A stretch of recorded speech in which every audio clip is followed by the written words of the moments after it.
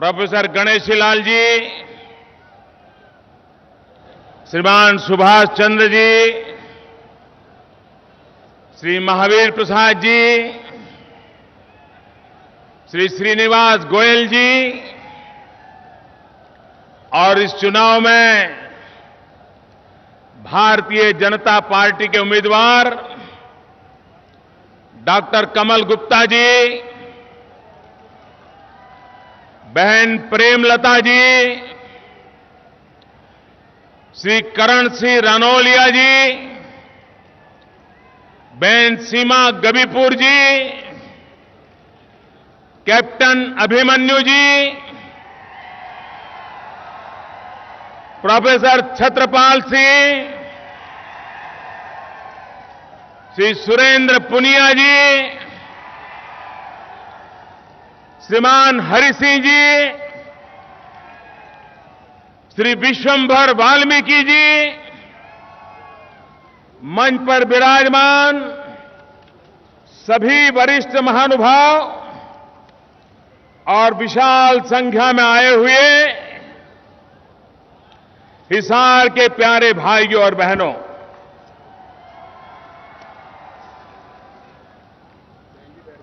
महाराजा अग्रसेन की इस पुण्य भूमि को मैं प्रणाम करता हूं।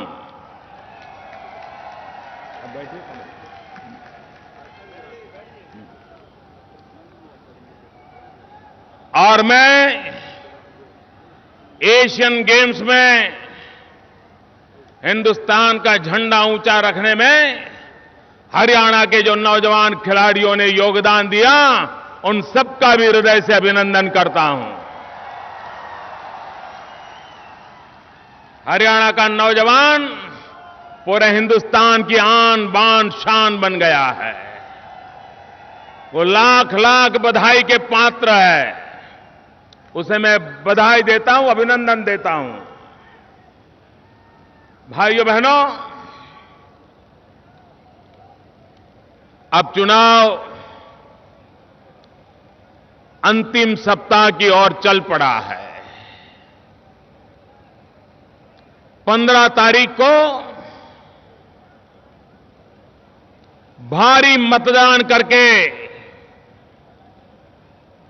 हरियाणा भारतीय जनता पार्टी के पूर्ण बहुमत वाली सरकार बनाएगा, ये मेरा पूरा विश्वास है।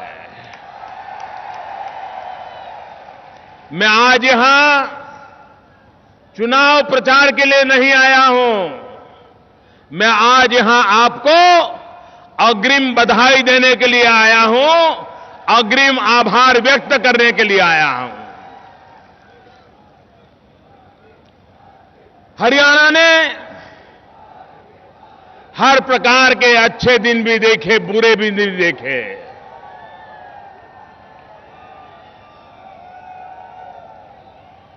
हर सरकारों ने, सरकार के मुखियाओं ने सिर्फ अपने परिवार के लिए दुकानें चलाई हैं, और जब तक ये दुकानें बंद नहीं करोगे, हरियाणा की शान शौकत बढ़ने वाली नहीं है। पिछले 25 साल में, भाइयों बहनों, मैं बहुत जिम्मेवारी के साथ कहता हूं, पिछले 25 साल में हरियाणा ने एक भी सरकार ऐसी देखी है जिस सरकार में सरकार के मुखिया के परिवारजनों का दबदबा न रहा हो। सारा राज्य, सारी सरकार, सारे अफसर एक परिवारों की सेवा में लगे ना हो, ऐसा आपने कभी देखा है? क्या ये लोकतंत्र परिवारशाही के लिए है क्या? आप मुझे बताइए, आपको परिवारशाही से मुक्ति चाहिए कि नहीं चाहिए? ये परिवारवाद से मुक्ति चाहिए कि नहीं चाहिए? हरियाणा को परिवारशाही से मुक्ति दिलानी है कि नहीं दिलानी? क्या आपका बेटा बड़ा नहीं बन सकता क्या? क्या आपका भाई बड़ा नहीं बन सकता क्या? क्या आपकी बेटी बड़ी नहीं बन सकती क्या? क्या आपकी बहन बड़ी बन नहीं सकती क्या? ये भारतीय जनता पार्टी का चरित्र देखिए। एक चाय वाले को भी उठा ला करके यहां बिठा दिया, लेकिन ये हरियाणा के राजनीतिक दल देखिए, सारे के सारे सिवाय परिवार के उनको कुछ नहीं सूझती है भाइयों। और इसलिए भाइयों बहनों, अब तक भी मुझे बताइए हरियाणा किसने चलाया? हर सरकार में कोई न कोई ऐसे ठेकेदार रहे जो बाद में जेलों में जिंदगी गुजारते रहे। हर सरकार में यही हुआ है। भाइयों बहनों, कुछ लोग इन दिनों झूठ फैलाने में लगे हैं। मुझे लोकसभा के चुनाव के समय भी ये बात स्पष्ट करनी पड़ी थी। इस बार भी मैं देख रहा हूं कुछ लोग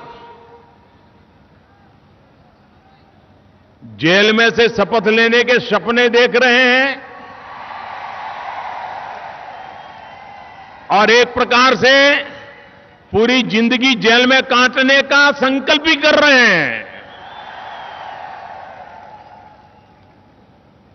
ये लोग मेरी पुरानी तस्वीर, उनके साथ किसी कार्यक्रम में निकली हुई तस्वीर, उसकी छोटी छोटी फोटो निकाल करके घरों में बांट रहे हैं और लोगों को ये संदेश दे रहे हैं कि चुनाव के बाद तो हम मोदी जी का ही समर्थन करने वाले हैं। मेरी सरकार हिंदुस्तान की जनता के समर्थन से चल रही है, 125 करोड़ देशवासियों के समर्थन से चल रही है। देश की जनता ने मुझे समर्थन दे दिया है। 15 मई को चुनाव के नतीजे आए तब समर्थन 125 करोड़ देशवासियों ने दे दिया है। मुझे जेलों में से समर्थन की जरूरत नहीं है। मुझे गुंडागिरी, माफियागिरी वालों के समर्थन की जरूरत नहीं है। मुझे नेक दिल, ईमानदार 125 करोड़ देशवासियों के समर्थन की जरूरत है। कृपा करके झूठ बोल करके, गुमराह करके लोगों को भ्रमित करने का प्रयास न करें। भारतीय जनता पार्टी हरियाणा को विकास देने के लिए चुनाव लड़ रही है। भारतीय जनता पार्टी हरियाणा में परिवारशाही से मुक्ति पाकर के लोकशाही की प्रस्थापना के लिए चुनाव लड़ रही है।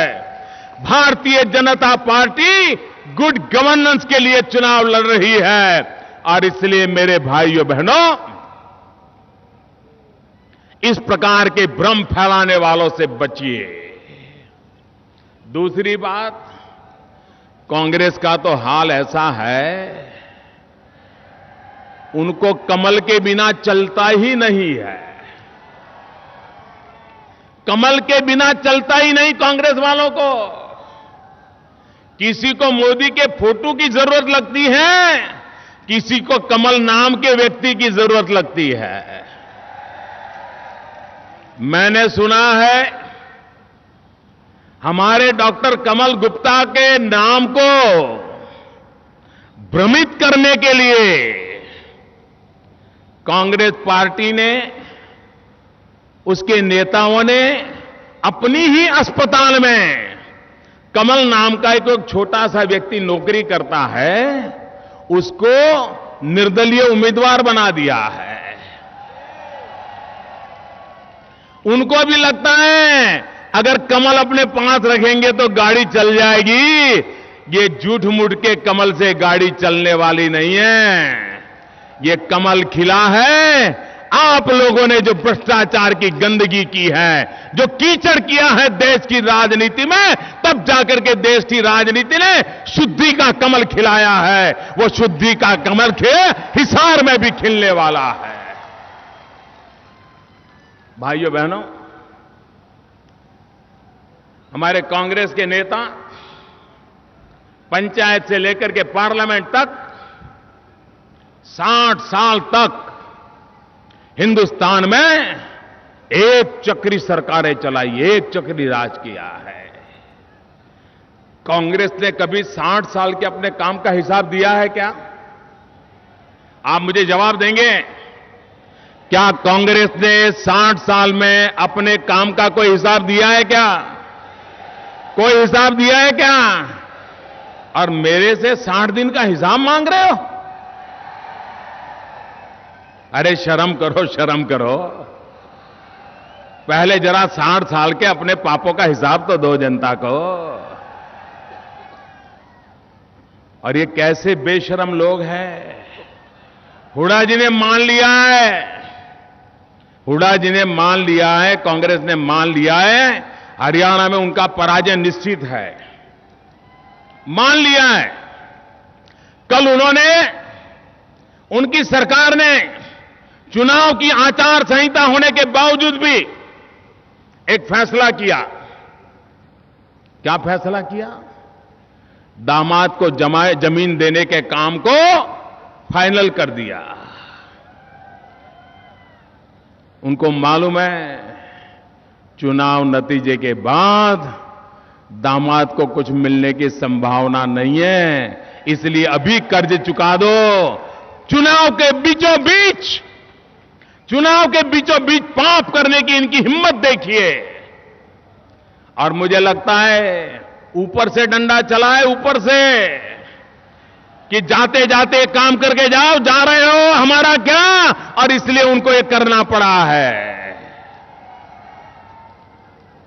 भाइयों बहनों, मैं आशा करता हूं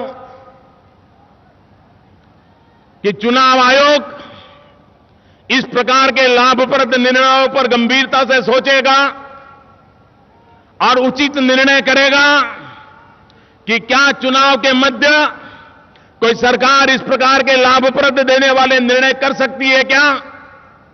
आचार संहिता का उल्लंघन है क्या? इस बात पर भारत का चुनाव आयोग जरूर गंभीरता से विचार करेगा, ऐसा मुझे विश्वास है। जो लोग मुझसे जरा हिसाब मांग रहे हैं, जरा मैं उनको कहना चाहता हूं, जरा कांग्रेस के मित्रों, हमारा जरा रेल बजट तो देख लो। भाइयों बहनों, ये हिसार को 2 रेलवे लाइन देने का निर्णय किसने किया? हिसार को 2 रेलवे लाइन देने का निर्णय किसने किया? भारतीय जनता पार्टी की सरकार बनने के पहले बजट में फैसला कर दिया गया है। इतना ही नहीं, एक नेशनल हाईवे हिसार को देने का फैसला सरकार बनते ही हमने कर लिया है। आप हमारे से 60 दिन का हिसाब मांग रहे हो? जो काम आप 60 साल में नहीं कर पाए, वो काम हमने पहले ही बजट में कर करके आपके सामने रख दिया है। इतना ही नहीं, नारनौल क्षेत्र, जहां से हमारे अभिमन्यु जी मैदान में हैं, नारनौल में भी रेलवे की लाइन और नेशनल हाईवे की लाइन, ये काम भी दे दिया गया है। इस तेजी से काम होता है भाइयों, तब जाकर के देश का भला होता है। भाइयों बहनों,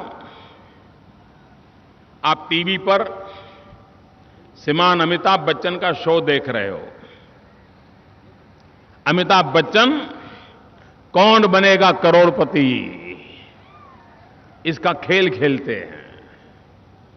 टीवी के स्क्रीन पर तो कौन बनेगा करोड़पति इसका खेल चलता है, लेकिन हरियाणा सरकार में सारे मंत्री इस बात का खेल खेल रहे हैं कि कौन बनेगा अरबोपति। पूरी हरियाणा सरकार का हर मंत्री एक दूसरे के साथ स्पर्धा कर रहा है, कौन बनेगा अरबोपति। भाइयों बहनों, हम लोकतंत्र में विश्वास करने वाले लोग हैं।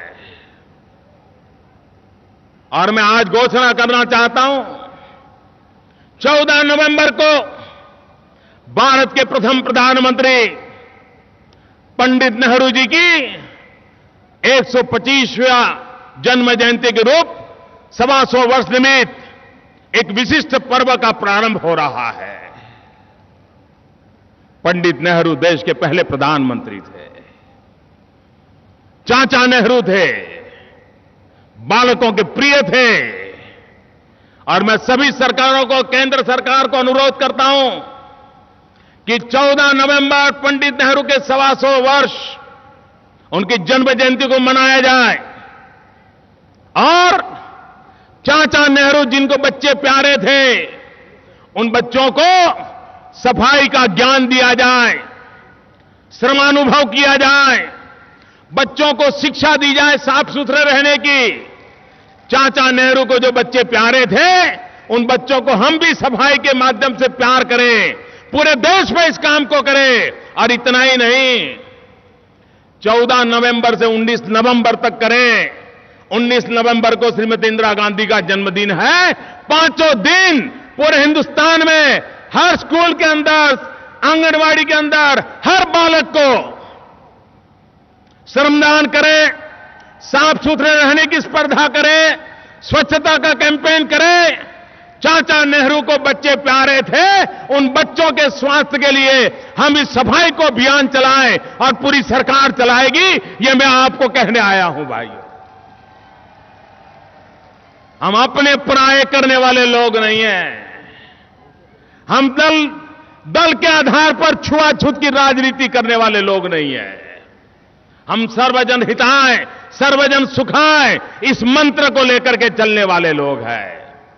हम सबका साथ, सबका विकास, ये मंत्र को लेकर के चलने वाले लोग हैं।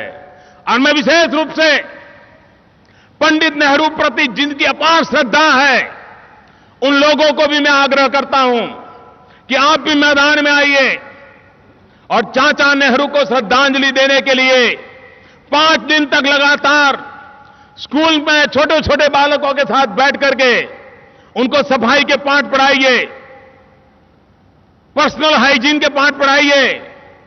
मैं कांग्रेस के मित्रों को सविशेष आग्रह करता हूं, अब आप खाली हो गए हैं, जहां बचे खुचे हैं वहां भी खाली हो जाने वाले हो। अब आपके पास और कोई काम नहीं है, तो कम से कम पंडित नेहरू के 125वीं जयंती को ढंग से मनाइए और बच्चों को आरोग्य की शिक्षा दीजिए। कांग्रेस के मित्र भी निकले, देश को आगे बढ़ाना है हमें। और मैं एक बात की खुशी व्यक्त करता हूं, भाइयों बहनों, मैंने पहले भी कहा था, ये हाई-फाई का युग है, वाईफाई भी चाहिए, लेकिन साथ साथ सफाई भी चाहिए। और इसलिए मेरे किसान भाइयों बहनों, हमारे कांग्रेस के मित्र झूठ बोलने पर तुले हुए हैं। वो लोगों को गुमराह कर रहे हैं, किसानों को गुमराह कर रहे हैं। क्या किसानों को खेत में पानी मिलना चाहिए कि नहीं मिलना चाहिए? मिलना चाहिए कि नहीं मिलना चाहिए? किसान को बिजली मिलनी चाहिए कि नहीं मिलनी चाहिए? इतने साल तक इन्होंने राज किया, क्या आपको पानी बिजली पहुंचा पाए?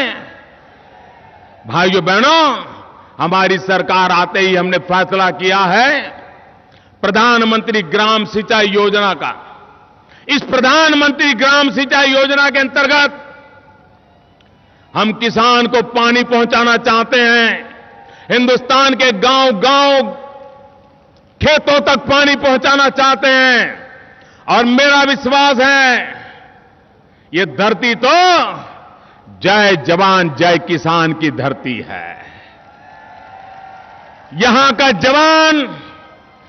का जवान देश के लिए अपना रक्त बहाता है। यहां का किसान देश का पेट भरने के लिए अपना पसीना बहाता है। यह ऐसी धरती है जो भारत को रक्षा भी देती है और भारत का पेट भी भरती है।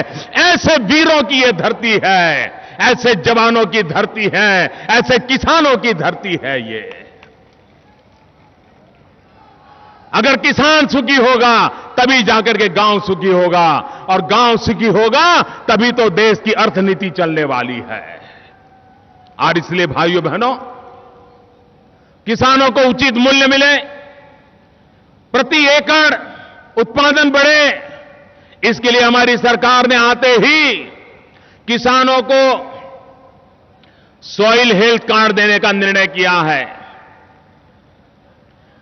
इंसान के पास अपना हेल्थ कार्ड नहीं है, लेकिन हम किसान को उसकी जमीन कैसी है, जमीन की तबीयत कैसी है, जमीन में कौन सी बीमारी है, जमीन में कौन सी अच्छाई है, किस फसल के लिए जमीन अच्छी है, किस फसल के लिए बेकार है, उसका पूरा ज्ञान उसको मिल जाए, ऐसा एक सॉइल हेल्थ कार्ड हम किसान को देने वाले हैं, ताकि किसान की अपनी फसल कभी बेकार न जाए, बेकार का उसको खर्चा न हो। इस काम को हम करने वाले हैं। भाइयों बहनों, मैं ये इलाका सेना के जवानों का इलाका है। मैं जरा उनसे पूछना चाहता हूं, क्या ये हमारे देश की सेना वन रैंक वन पेंशन के लिए 50 साल से तड़प रही थी कि नहीं तड़प रही थी? मांग कर रही थी कि नहीं कर रही थी? क्या दिल्ली में कांग्रेस की सरकार नहीं बैठी थी? पूर्ण बहुमत के साथ नहीं बैठी थी? 2/3 3/4 बहुमत के साथ नहीं बैठी थी? लेकिन उनको तो कभी जवानों को वन रैंक वन पेंशन देने की नहीं सूझी।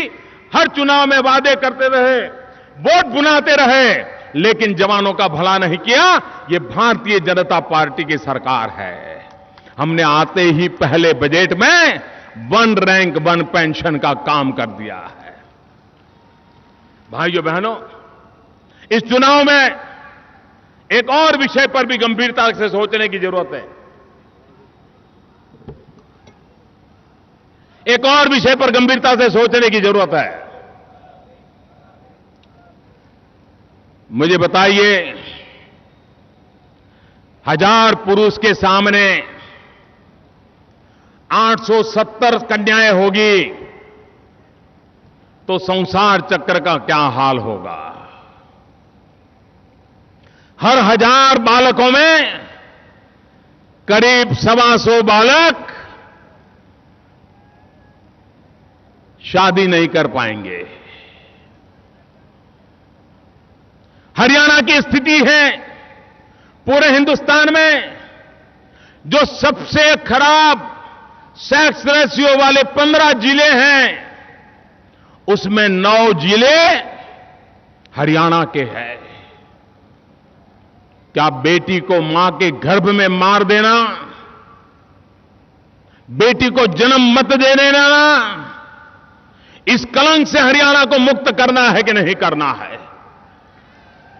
क्या बेटियों को जन्म का अधिकार मिलना चाहिए कि नहीं मिलना चाहिए? क्या बेटी को मां की गोद में मार दिया जाएगा और सरकारें वोट बैंक की राजनीति के लिए आंखें बंद कर करके बैठी रहेगी? माताएं बहनें, मैं आपको विश्वास दिलाने आया हूं।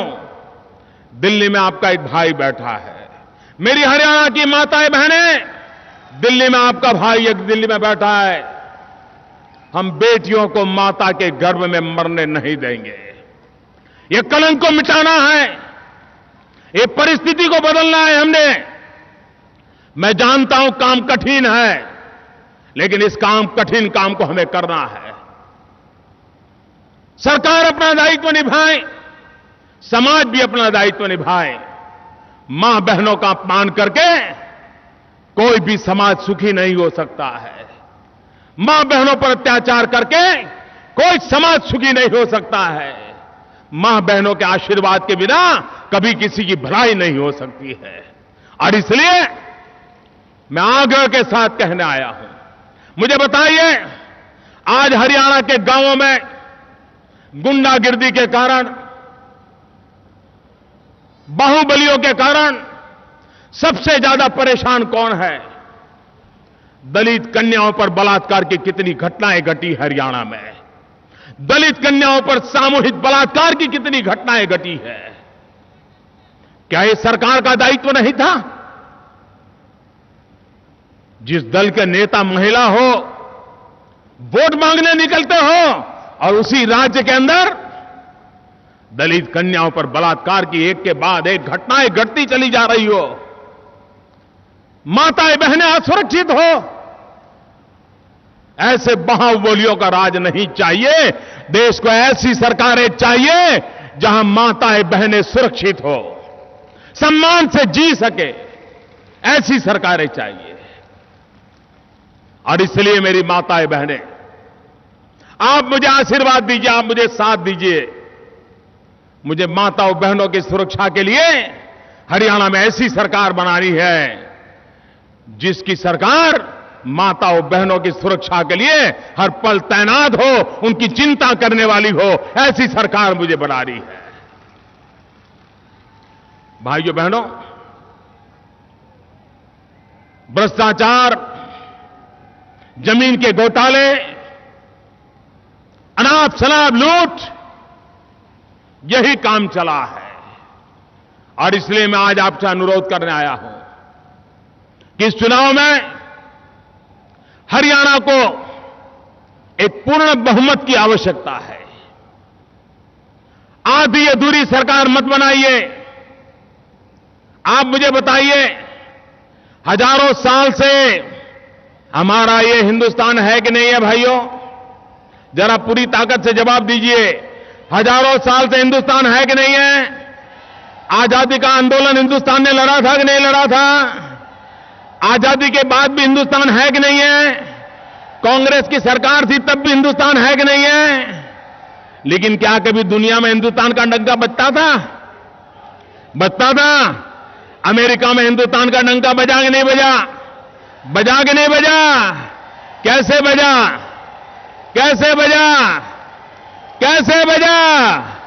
अरे मोदी के कारण नहीं बजा है भाइयों। ये मोदी का जादू नहीं है, मोदी का करिश्मा नहीं है। ये अमेरिका के अंदर हिंदुस्तान का डंका इसलिए बजा क्योंकि 125 करोड़ देशवासियों की कमाल है। 125 देश का, ये आपकी कमाल है।